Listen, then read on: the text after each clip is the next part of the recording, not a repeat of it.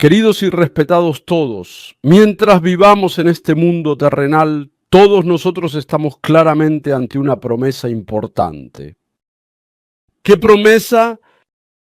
La promesa de que inevitablemente moriremos. Y lo que es aún más claro es la promesa de que esa muerte no es el final. La vida de una persona no desaparece con la muerte. Al dejar de respirar, la vida no se desvanece, sino que pasa a otra escena. En este mundo existen dos tipos de personas. Aquellos que conocen la razón de su muerte y viven el presente. Y aquellos que, ignorando la muerte, viven solo para sí mismos, tratando de protegerse solo a través del hoy. ¿Quién es más sabio? La gente pregunta, ¿de verdad todo termina al morir? ¿Existe una razón para ello? ¿No serán el cielo y el infierno solo invenciones para consolar o asustar a las personas? La Biblia no plantea esta pregunta como una posibilidad. No dice que tal vez existan, sino que existen sin falta. Así intentamos no pensar en esta pregunta y la evitamos. Si la razón de la muerte es real, ¿no deberíamos reconsiderar y volver a elegir todos los estándares de éxito que ahora tienen, las formas de vida que creen seguras y las decisiones cotidianas a las que están acostumbrados? El mundo después de la muerte no es una historia lejana del futuro, es un espejo que revela hacia dónde estamos caminando y viviendo ahora mismo. Por eso, la pregunta sobre la muerte es en realidad una pregunta sobre el alma, y preguntar por el alma es, en última instancia, la pregunta más honesta y sincera sobre cómo debemos vivir esta vida ahora. Queridos todos, el Dios de la Biblia no creó al hombre para la muerte. Dios creó al ser humano a su propia imagen, formó su cuerpo del polvo y luego sopló aliento de vida en nosotros para que viviéramos en la vida eterna. El ser humano no fue creado como un ser que simplemente es arrastrado hacia el final del tiempo, sino como un ser destinado a disfrutar de la eternidad junto a Dios. Sin embargo, Adán y Eva, al elegir juzgar por sí mismos el bien y el mal, comieron del fruto prohibido por Dios, rompiendo su relación con Él, y en ese momento nos separamos de la fuente de la vida. Así entró el pecado, y con él la muerte llegó a todos. Morir no es parte de la naturaleza, fue por la caída. Desde que nacemos, nos convertimos en seres que avanzan hacia la muerte y vivimos dentro del tiempo, encaminados hacia la desaparición, habiendo perdido la vida eterna. Por eso, en la raíz más profunda de la ansiedad y el miedo humanos, de los apegos interminables y del vacío inexplicable, se encuentra el recuerdo de la vida eterna perdida. El pasaje de Hebreos que leímos hoy es una palabra de la Biblia escrita para explicar a los creyentes que, aunque creen en Jesucristo, intentan volver al antiguo sistema de sacrificios, que la cruz de Jesús es la salvación perfecta lograda de una vez por todas. Hebreos capítulo 9 se encuentra en el contexto de explicar por qué el sacrificio de Jesús frente a los repetidos es suficiente con una sola vez. Allí, el autor resume el destino humano en este único versículo. Leamos juntos una vez más el pasaje de hoy. Comencemos. Así como está establecido que los seres humanos mueran una sola vez y después venga el juicio. Primero la Biblia lo dice así. Está establecido que los hombres mueran una sola vez. La Biblia no habla de la muerte como una posibilidad o una probabilidad. La muerte no es un accidente, sino el orden ya establecido para todo ser humano. Y una vez esta expresión de una sola vez es muy clara, en la Biblia no existe la reencarnación ni una segunda oportunidad. La vida del ser humano es solo una vez y la muerte también es solo una vez. solo una vez. ¿En qué deberían pensar mientras viven? La Biblia no exagera sobre la muerte. No busca asustar ni lo cubre con consuelo. La Biblia lo dice de manera muy serena, pero clara. Toda persona muere exactamente una vez. Estas palabras se aplican solo a ciertas personas, se aplican sin excepción a todos, a los que viven, a los malvados, a los creyentes y a los no creyentes. La Biblia no trata la muerte como una posibilidad, sino como un hecho. La Biblia dice que no sucede luego, sino que está determinado para las personas, fijo. Aquí hay una palabra en la que debemos prestar atención. Es algo determinado. Esto significa que la muerte no es un accidente fortuito ni algo que pueda explicarse solo por el curso natural de las cosas. Para nosotros la muerte es determinada. ¿No habrá pues también un tiempo determinado? Lo siguiente lo deja más claro. Después de esto vendrá el juicio. Después de esto, esta breve frase aclara por completo muchos malentendidos sobre lo que sucede después de la muerte. No es el final después de la muerte, sino que hay un juicio. La Biblia dice que después de la muerte el juicio es inevitable, y este juicio se aplica a todas las personas. Tanto para los que creen como para los que no creen, habrá juicio. Este juicio no es una evaluación entre personas, sino un juicio absoluto ante Dios. ¿Cuál es el proceso que atravesamos tras la muerte para presentarnos ante el tribunal del juicio? La Biblia, como si anticipara esta pregunta, no responde de forma abstracta, sino que explica el más allá con claridad. Afirma que la muerte no es aniquilación, sino separación. Al morir, el cuerpo se descompone y vuelve al polvo, una realidad inevitable. Pero la Biblia dice que cuando el cuerpo muere, el alma no desaparece, sino que vuelve a su lugar destinado. Jesús, a través de la historia del rico y Lázaro, nos muestra muy claramente en qué realidad viven después de la muerte aquellos que creen en Él y aquellos que no creen. Leamos ahora todos juntos, muy atentamente, Lucas 16, versículos 22 y 23. Comencemos. Resulta que murió el mendigo y los ángeles se lo llevaron para que estuviera al lado de Abraham. También murió el rico y lo sepultaron.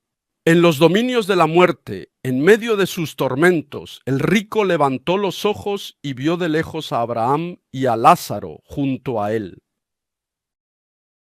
Si observamos la Biblia, creyentes y no creyentes están juntos en el lugar llamado Hades. ¿Cuándo? Antes de la resurrección de Jesús.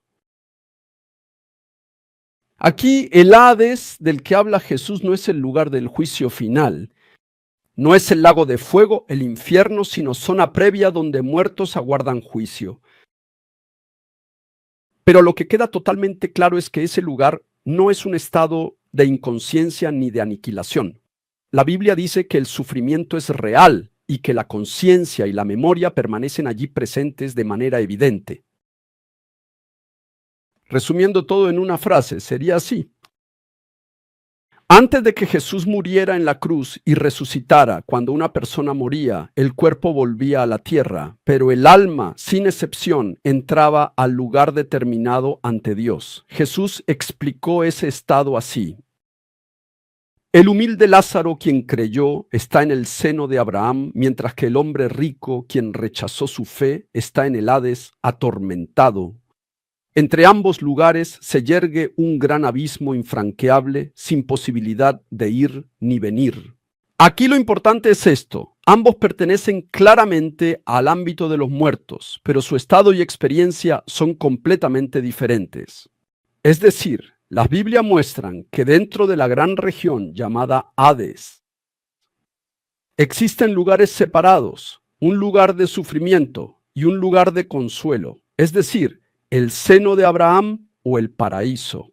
Pero una palabra respalda decisivamente esta explicación. Es precisamente lo que Jesús dijo justo antes de morir en la cruz.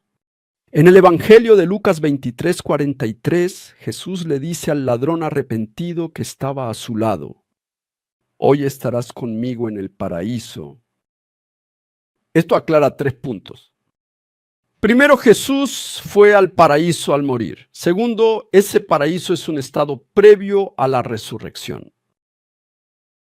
Tercero, por lo tanto, ese paraíso no es el cielo final del que habla Apocalipsis 21. Al morir, Jesús fue al lugar de consuelo donde los justos esperaban, es decir, al paraíso dentro del Hades. Esta estructura se aclara en el sermón de Pedro. Leamos juntos Hechos 2:27 y el Salmo 16:10, mencionados en su sermón. Comencemos. No dejarás que mi vida termine en los dominios de la muerte, no permitirás que tu santo sufra corrupción. No me abandonarás en los dominios de la muerte, no permitirás que sufra corrupción tu siervo fiel. Este pasaje bíblico es muy claro. Significa que el alma de Jesús descendió al reino de los muertos, al Hades. Sin embargo, Jesús no estuvo retenido ni permaneció cautivo allí. A través de la resurrección, Él atravesó ese reino y abrió una nueva etapa que lo trasciende. Ese es nuestro Salvador, Jesucristo. Entonces surge una pregunta. Después de la resurrección de Jesús, ¿el alma de los creyentes sigue estando allí o está en otro lugar? Aquí es donde se revela el cambio decisivo que ocurrió tras la resurrección de Jesús. Pablo describe el estado tras la resurrección de Jesús en 2 Corintios 5:8 y Filipenses 1:23. Leamos juntos. Comencemos. Así que nos mantenemos confiados y preferiríamos ausentarnos de este cuerpo y vivir junto al Señor. Deseo partir y estar con Cristo, que es muchísimo mejor. Tras la resurrección de Jesús, ¿dónde y con quién está nuestra alma? Solo dice que estamos con el Señor. ¿Exactamente dónde es ese lugar? ¿Es el cielo o el paraíso? ¿Dónde dice que es el paraíso? Pregunto por qué los fieles tienen tan poca fe, ignoran por qué se muere. Ningún libro explica en detalle qué sucede tras la muerte, solo la Biblia. Por eso predicaré sobre esto en 10 sesiones. Quiero que sepan exactamente qué nos sucede al morir para que desde ahora no duden más en su fe. La expresión central de la Biblia que describe el estado después de la resurrección aparece claramente, pero ahora cambia. Ya no se presenta de manera prominente la explicación estructural del seno de Abraham o el paraíso dentro del Hades. En cambio, la Biblia lo expresa en una frase centrada en la relación estar con el Señor. Sin embargo, esto no significa que el concepto de paraíso haya desaparecido, como lo muestra la Biblia. El apóstol Pablo lo dice claramente en las epístolas escritas después de la resurrección de Jesús. Leamos todos juntos Corintios 12:4. Comencemos. Fue llevado al paraíso y escuchó cosas indecibles que a los humanos no se nos permite expresar. Amén. El apóstol Pablo dice ahora que fue al lugar llamado paraíso, donde vio hasta el tercer cielo y escuchó y vio muchas cosas diferentes. Además, el libro de Apocalipsis también fue escrito después de la resurrección, pero aún utiliza la expresión el paraíso de Dios. Leamos todos juntos Apocalipsis 2:7. Comencemos. Al que salga vencedor, le daré derecho a comer del árbol de la vida que está en el paraíso de Dios. Amén. Después de la resurrección de Jesucristo, la verdadera esencia de ese paraíso celestial se nos revela con total claridad, precisamente porque ahora se encuentra en la presencia del Señor. Para terminar con nuestra reflexión, hagamos un resumen final de todo lo aprendido. Biblia detalla este flujo. Antes de la resurrección, el Hades existía como el dominio de los muertos, y dentro de él se describían separadamente el lugar de sufrimiento donde estaban los incrédulos, y el lugar de consuelo, es decir, el seno de Abraham, el paraíso. Sin embargo, después de la muerte y resurrección de Jesús, ya no se describe que los creyentes permanezcan en el dominio del Hades cuando mueren, sino que se expresa que están inmediatamente con el Señor, es decir, pertenecen al paraíso de Dios. En una frase, esto se resume así: antes de la resurrección de Jesús, el paraíso se describía como un lugar de consuelo diferenciado dentro del Hades. Pero después de la muerte y resurrección de Jesús, el estado de los creyentes después de la muerte es estar con el Señor, es decir, que nuestra alma va al paraíso de Dios. Esto es el testimonio más coherente y claro que da la Biblia.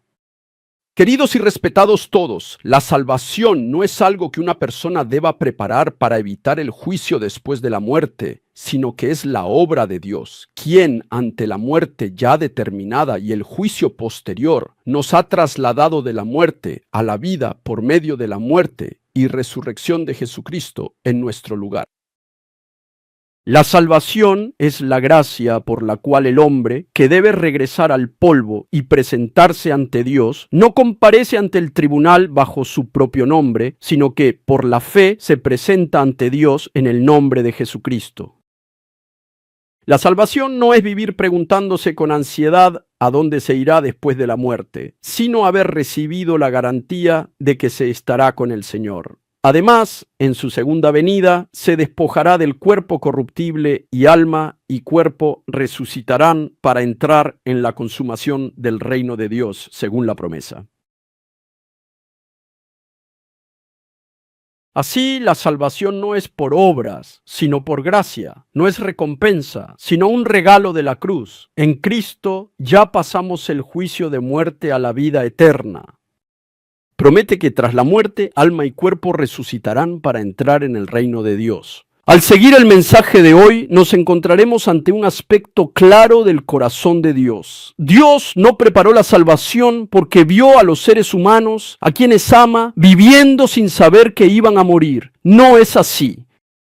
Dios, aun sabiendo que inevitablemente moriremos y que después estaremos ante el juicio, no dejó ese camino tal cual. Al ver a la humanidad atrapada en el orden de la muerte a causa del pecado, Dios no se apresuró a juzgar, sino que primero abrió el camino de la salvación.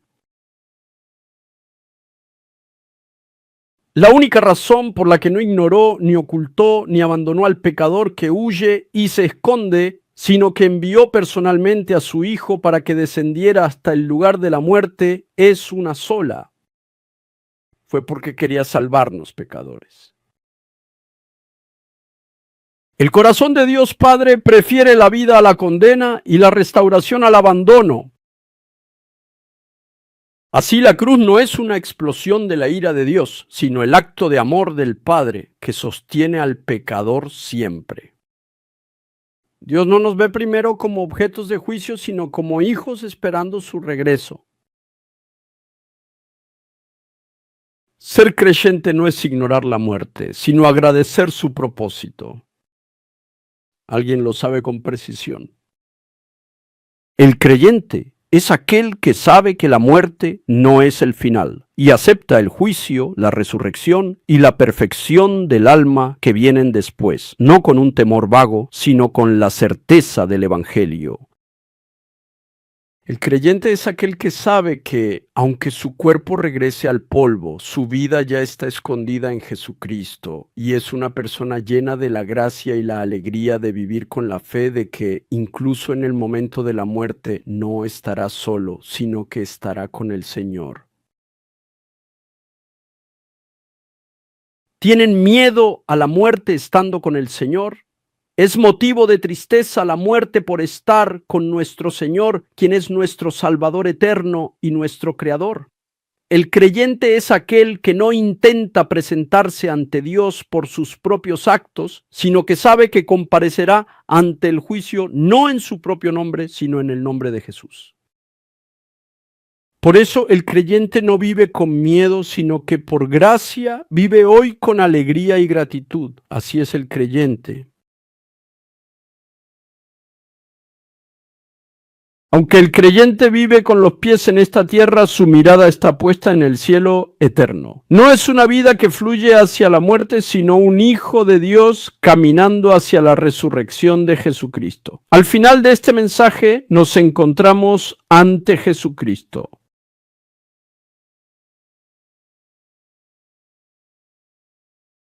La palabra de hoy no nos fue dada simplemente para llenarnos de conocimiento. No se nos dio para que solo adquiramos conocimiento bíblico. ¿Cuál es la razón por la que se nos permitió mirar más allá de la muerte, el juicio, la resurrección y el alma? Es solo por una razón. Es para decirnos claramente que fuera de Jesús no hay nada más a lo que debamos aferrarnos. No se trata de mirar el dinero del mundo, la fama, los hijos, las personas, la riqueza o el bienestar, sino de mirar y creer en Jesucristo, el único que nos salvará de la muerte después de la muerte.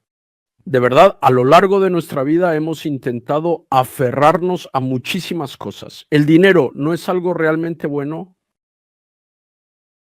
Fama, estabilidad, planes, logros, relaciones, fervor en la fe. ¿No vivimos aferrados a todo esto solo para engrandecernos? Pero piénselo detenidamente, después de la muerte. ¿Acaso no es una verdad que podemos darnos cuenta de que absolutamente ninguna de esas cosas puede salvarnos? Y ante el tribunal de Dios, nada de eso puede salvarnos ni puede vivir en nuestro lugar. Únicamente Jesucristo nuestro Señor es quien se presenta ante Dios en nuestro lugar. Queridos y respetados todos, hoy hemos escuchado claramente: el hombre debe morir una vez y después de eso viene el juicio, pero también lo hemos visto claramente. En el día de hoy hemos aprendido que hay alguien que ya recibió ese juicio en nuestro lugar. Es necesario que todos ustedes sepan que Jesús no solo nos mostró el camino, sino que Él mismo se convirtió en el único camino que debemos seguir. Jesucristo no solo prometió la vida eterna, sino que atravesó por la muerte para convertirse en vida para todos nosotros. Por lo tanto, nuestra fe en el día de hoy no se basa en emociones inestables, sino que está firmemente establecida sobre la obra de la cruz ya consumada. Ahora ya no vivan con miedo. No es que nos aferremos a la fe por temor a la muerte, sino que al conocer ya a Jesús, quienes creen en Jesucristo viven como aquellos que pueden superar incluso la muerte misma. Incluso cuando fracasan, cuando caen frente a innumerables crisis y en medio de debilidades repetidas, hay una sola razón poderosa por la que podemos volver a levantarnos. Porque nuestra salvación no depende de nuestro esfuerzo ni de nuestros logros, sino de la obra consumada de Jesús. Creyente puede caer, pero el creyente no termina ahí. Quien cree puede tambalearse, pero no se derrumba, porque somos vidas sostenidas por Jesucristo. Ahora en el Señor declaro solemnemente bendición sobre ustedes, que el temor a la muerte ya no pueda gobernar sus corazones. Ahora, en lugar de culpa y condenación, bendigo para que la gracia de la cruz sostenga sus conciencias. Ante las muchas voces confusas de este mundo inestable, bendigo para que la voz del Señor, que dice, tú eres mío, guíe sus vidas. Por la gracia de Cristo, bendigo para que no caminen hacia la muerte, sino que vayan firmes hacia la resurrección. Bendigo para que no sean quienes esperan el juicio, sino quienes ya viven en la gracia, viviendo con alegría y felicidad. Bendigo para que hoy no permanezcan en el desánimo, la desesperación o el abatimiento, sino que salgan de nuevo al Señor y vivan este día junto a Él. Ahora les bendigo para que en su vida cotidiana busquen solo a Jesús, se aferren solo a Él en cada lugar donde estén y confíen únicamente en Jesús, incluso en momentos de sufrimiento y adversidad. Y también les bendigo para que vivan en la verdadera paz y libertad que el Señor da y en el gozo de la vida que el mundo no puede ofrecer. La palabra de hoy termina aquí, la transformación comienza ahora. Les animo a que vivan una vida aferrándose más a Jesús, eligiendo confiar más en Él, amándolo más profundamente y viviendo una vida que solo se gloríe en Jesús. Que sean bendecidos al vivir así. El Señor ya va siempre delante de todos nosotros. Hoy Él nos llama de nuevo. Crean en mí, síganme. En este camino deseo de todo corazón que la gracia de Jesucristo sostenga sus pasos hasta el final y que dentro de esa gracia vivan para el Señor si viven y si mueren, que sea en el Señor, convirtiéndose en personas bendecidas. Con esto concluyo la palabra. Hoy estamos ante la ineludible verdad de la muerte, la razón y el juicio, pero al mismo tiempo hemos visto claramente a Jesucristo, quien ya recibió ese juicio por nosotros. Por lo tanto, no sigan en el temor. Por favor, no depositen su confianza en ningún otro nombre. Crean solo en el sagrado nombre de Jesucristo y pasen de la muerte a la vida eterna. No es persuasión, sino un clamor. Jesús es el camino, la verdad y la vida. Ahora les bendigo para que esta semana no vivan hacia la muerte, sino que, como dice la palabra, caminen hacia la resurrección. Les bendigo sinceramente para que vivan con gracia, no temor, con esperanza, no desesperanza, en libertad, no bajo condena. Declaro y oro en el nombre de nuestro Señor Jesucristo que estas gracias y bendiciones sean derramadas sobre mí y sobre ustedes. Les bendigo, les bendigo. Oremos todos juntos. Nuestro Dios Padre Celestial, que entregó a su único Hijo amado Jesús por nuestra salvación, ahora que nos has mostrado cuál es el camino exacto que debemos seguir y el camino sobre la muerte, Señor nuestro, por favor, permítenos bajar de ese lugar de vida obstinada donde vivimos como si fuéramos a permanecer para siempre en este mundo terrenal. Señor, líbranos de la fe falsa e ilusoria que nos hace vivir como si fuéramos a vivir 1000 o 10,000 años, abandonando a nuestro Señor Jesús y aferrándonos al dinero, la fama y todas esas cosas mundanas y pasajeras que ante la muerte no son más que basura de la vida. Ahora, permítenos comprender qué es nuestra vida, por qué viniste a esta tierra, Señor, por qué moriste, y que la muerte no es el final. Haznos entender claramente la diferencia entre lo que sucede después de la muerte para quienes creen en Jesucristo y para quienes no. Que ya no vivamos una fe falsa o superficial, sino que recibamos la gracia de vivir mirando solo a Jesús, quien salvó a un pecador como yo, reconociendo sinceramente ante ti que soy un pecador. Que esta bendición de gracia nos alcance a todos. Señor, perdona al pecador que vive como si viviera por milenios. No es que no tenga pecado solo porque no mato, no robo ni engaño a nadie, sino que vivir con quejas, insatisfacción, frustración y miedo es precisamente pecado. Y eso proviene de la incredulidad, de no poder creer en Jesucristo, que es el pecado más grave.